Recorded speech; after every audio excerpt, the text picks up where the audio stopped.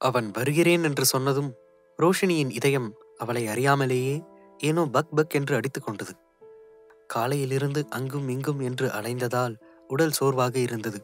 அவன் வருவதற்குள் குளித்துவிட்டு வரலாம் என நினைத்து பாத்ரூமுக்குள் சென்றாள்.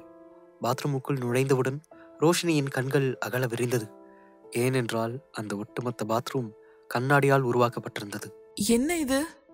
இந்த இடம் இப்படி இருக்கு? இந்த மாதிரி எல்லாம் பெரிய பெரிய ஹோட்டல்ல தான் இருக்கும்னு நான் கேள்விப்பட்டிருக்கேன். தலையை சிலுப்பி தன்னை சமாதானம் செய்து கொண்டவள் தன் உடைகளை கழற்றிவிட்டு ஷவரை திறக்க அதிலிருந்து இதமான கதகதப்பான நீர் அவள் உடலில் விழுந்தது. தன்னை மறந்து அந்த சுகத்தை ரசித்தாள். குளித்து முடித்துவிட்டு அங்கிருந்து ஈரம் சொட்டும் தலையுடன் அவள் வெளியே வர சட்டென்று அந்த அறையிலிருந்து விளக்குகள் அனைத்தும் அணைக்கப்பட்டது. அச்சச்சோ, இது என்ன கரண்ட் போயிடுச்சா? அவள் யோசித்தபடியே அங்கிருந்த ஸ்கிரீனை விளக்கி பார்க்க வெளியெல்லாம் வெளிச்சம் இருந்தது. அப்புறம் ஏன் இந்த ரூம்ல மட்டும் லைட் ஆஃப் ஆயிடுச்சு? அவள் நினைத்து முடிக்கவில்லை. அவளை பின்னாலிருந்து அவன் அணைத்து கொண்டான். நான் தான் லைட் ஆஃப் பண்ணது. ஏன், உனக்கு இது கம்ஃபர்டபுளா இல்லையா? அந்த குரலை கேட்டவுடனே அவன்தான் என்று புரிந்து கொண்டவள் கூச்சத்தில் நெளிய ஆரம்பித்தாள். இங்க பாருங்க, என்னை விடுங்க. முடியாது. இல்ல, இட்ஸ் நாட் ஃபேர். எனக்கு ஹெல்ப் பண்றீங்கன்றதுக்காக என்கிட்ட நீங்க அட்வான்டேஜ் எடுத்துக்கிறது ரொம்ப தப்பு. அதுக்காக தான் உன்கிட்ட அட்வான்டேஜ் எடுக்கிறேன்னு நினைக்கிறியா? அவனின் சூடான மூச்சு காற்று அவளின் காது மடலில் படும்படி அவன் கேட்க அதில் சிலிர்த்து போய் அடுத்து என்ன பேசுவது என்று தெரியாமல் தவித்துக் கொண்டு நின்றாள் ரோஷினி. அது நான் குளித்துவிட்டு வெளியே வந்தவளின் உடலில் இருந்து நறுமணம் வர பெண்ணவளின் வாசத்தை நுகர்ந்தான். நீ ரொம்ப ஃப்ரெஷ்ஷா இருக்க.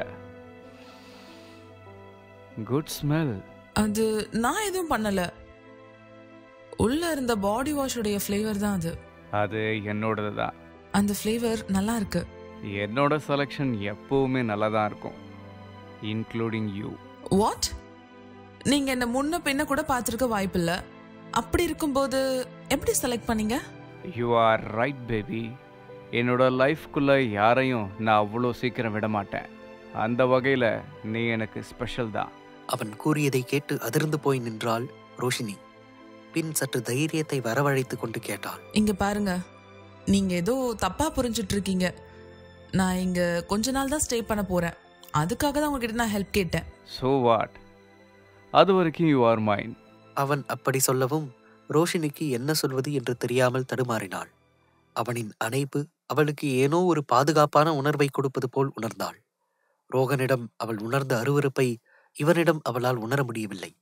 அதே நேரம் அவனின் உயரத்திற்கு தான் அவன் கழுத்து வரைதான் இருக்கிறோம் என்பதையும் உணர்ந்தாள். அந்த லைட்டை கொஞ்சம் ஆன் பண்ணலாமே? இல்ல, அதுக்கான நேரம் இன்னும் வரல. சொன்னவனின் கை அவளின் உடலில் அத்துமீற ஆரம்பித்தது. வயிற்றில் ஊர்ந்த அவனின் கை சற்று மேலே நகர்ந்து செல்வதை உணர்ந்தவள் சட்டென அவனின் கையை பிடித்து தடுத்தாள். என்ன பண்றீங்க? என்ன விடுங்க. உன்னை விட எனக்கு இன்னும் மனசு வரல. சொன்னவனின் சூடான மூச்சு காற்று அவள் கழுத்து வளைவில் பட பெண்ணவளின் காது மடலில் கடித்து வைத்தான். ப்ளீஸ் விடுங்க. சாரி. ரோஷினிக்கு புரியவில்லை ஏன் இவன் சாரி கேட்கிறான் என்று. எதுக்கு சாரி? அன்னைக்கு நடந்தது உனக்கு புதுசு தானே? அவன் இப்படி கேட்பான் என்று ரோஷினி எதிர்பார்க்கவில்லை. கண்களில் இருந்து நீர் வழிந்தது. அவள் அழுகிறாள் என்று அறிந்தவன் அவளை தன் பக்கமாக திருப்பினான்.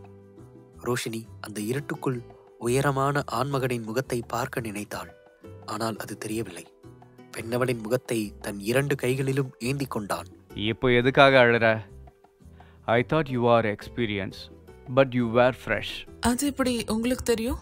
Because you bleed on that time. Roshini மௌனம் காக்க கண்ணீர் வழிந்து கொண்டிருந்த அவள் கண்களில் மென்மையாக முத்தமிட்டான்.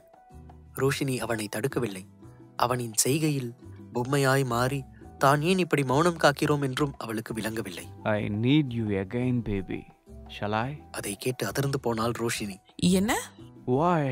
Is it not a right time? இல்ல, அப்படி இல்ல. Then what? நீங்க எந்த தைரியத்துல இப்படி கேக்குறீங்கன்னு எனக்கு தெரியல. இங்க மும்பைல இதெல்லாம் சாதாரண விஷயமா இருந்தாலும் என்னால அதை ஏத்துக்க முடியல. நான் ஏற்கனவே அன்னைக்கு என்ன முன்ன பின்ன தெரியாதவங்க கிட்ட இழந்துட்டேன். அதுல இருந்தே நான் இன்னும் வெளியே வரல. சாரி. இந்த மாதிரி விஷயத்துக்கு வேற பொண்ணை பாருங்க. நீங்க எதிர்பார்க்குற பொண்ணு நான் இல்ல. நீ என்ன அந்த மாதிரி நினைக்கிறியா? You know what? You are my first. இது போன்ற பணக்காரர்கள் இதற்கு முன்னால் பல பெண்களுடன் தொடர்பு வைத்திருப்பார்கள் என்று அவள் நினைத்திருந்தாள். ஆனால் இப்பொழுது இவன் கூறுவது அவளுக்கு ஆச்சரியமாகவும் அதிர்ச்சியாகவும் இருந்தது. அன்னைக்கு நீ அந்த ரூம்குள்ளே வரும்போது எனக்கு ஏற்கனவே ஒரு ஃபிசிக்கல் ப்ராப்ளம் இருந்துச்சு. நான் உன்னை உள்ளே வர வேணான்னு கூட வார்ன் பண்ணேன். ஆனால் நீ தான் அதை கேட்காம வந்த. நானும் அவுட் ஆஃப் மை கண்ட்ரோலில் உன்கிட்ட அப்படி நடந்துக்க வேண்டியதாயிடுச்சு. பிரச்சனையா? என்ன பிரச்சனை? அதை என்னால் இப்போது உன்கிட்ட சொல்ல முடியாது. ஆனால் கூடிய சீக்கிரத்தில் சொல்கிறேன். பட் பிஃபோர் தட் எனக்கு நீ வேணும்னு தோணுது. ஃபிசிக்கலாகவும் சரி, லைஃப் ஃபுல்லாகவும் சரி. அவன் அப்படி சொன்னதும் நம்ப முடியாத அதிர்ச்சிக்கு சென்றாள் ரோஷினி. என்னை அக்செப்ட் பண்ணிக்கிறியா? அவன் இப்படி கேட்டதும் ரோஷினியிடமிருந்து எந்த பதிலும் வரவில்லை. மௌனமாக இருந்தாள். என்ன யோசிக்கிற? நான் இங்க ஒருத்தரை நம்பி வந்தேன். ஆனா அவன் என்ன ஏமாத்திட்டான். அப்படி இருக்கும்போது நீங்க யாருன்னு கூட எனக்கு தெரியாது. அதனாலதான் கொஞ்சம் பயமா இருக்கு. ஏற்கனவே உன்னோட அம்மாவுக்கு அங்கே ஆப்ரேஷன் நல்லபடியாக ஆரம்பிச்சிட்டாங்க. உன்னோட தங்கச்சி அடுத்த வருஷம் படிக்க தேவையான காலேஜ் ஃபீஸ் நான் பார்த்துக்கிறேன். இதுக்கு மேலே உனக்கு ஏதாவது வேணுமா? அவன் அப்படி சொல்லவும் ரோஷினி இவனுக்கு இதெல்லாம் எப்படி தெரியும் என்கிற ரீதியில் பார்த்தாள். அந்த இருட்டிலும் அவனுடைய கூர்மையான விழிகளை அவளால் உணர முடிந்தது. ஆனா அவள் சொல்லி முடிப்பதற்குள் அவளின் இதழ் மீது கை வைத்தவன் காதோரம் கிசுகிசுத்தான். Say yes or no. அவள் பதில் சொல்வதற்குள் வேகமாக கேட்டான். அவளை அவன் யோசிக்க விடவில்லை. சாரி பேபி, என்கிட்ட டைம் இல்லை. அவள் பதில் சொல்வதற்குள் அவளை தன் கைகளால் அப்படியே தூக்கி அங்கிருந்த மெத்தையில் கிடத்தினான். அவள் மீது படர்ந்தான். கேளுங்க சீக்ரெட் பாய் ஃப்ரெண்ட் ஆடியோ சீரீஸ் உங்க குக்கு எஃப்எம் ஆப்ல. டவுன்லோட் தி ஆப் நவ.